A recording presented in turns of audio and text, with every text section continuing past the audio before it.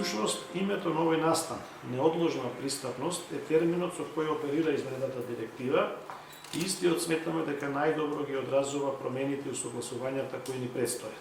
И јас би апелирал и до вас и до сите медиуми да се фокусираме сите заеднички на исполнување на стандардите за веб пристапност и дигитална пристапност, кои што се многу јасни и мислам дека тоа е тоа што самата Европска унија го бара. Правото на слобода на изразување не е економско и социјално право, е граѓанско право, политичко право.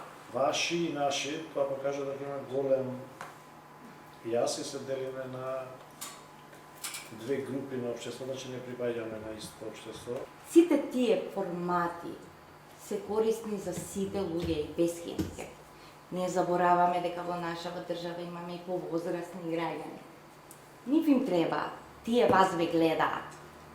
Тие исто ги примаат, воспримаат тие информации. Имаме исто граѓани кои што не се писмени. Значи, поширок е благодетото до обезбедувањето на пристапната информација. Повеќе ги имате различна критичка можеби маса, која што пак таа води кон напредок.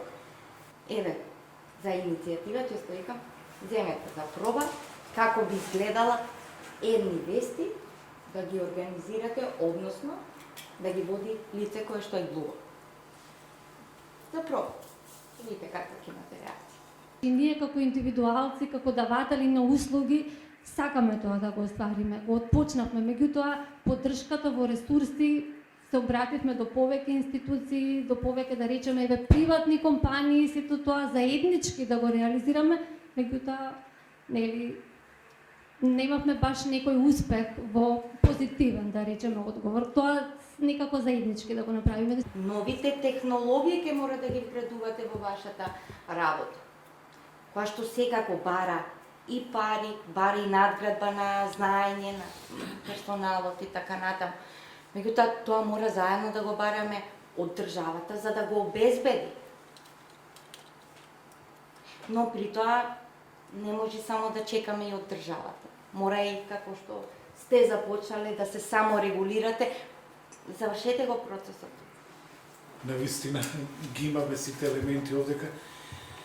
Изработивме веќе многу, сега треба понатаму само да продолжиме и мислам, очекувам понатаму поголем одсев само од медиумите. Mendoni në mënyrë kritike, krijo të gjithë historinë.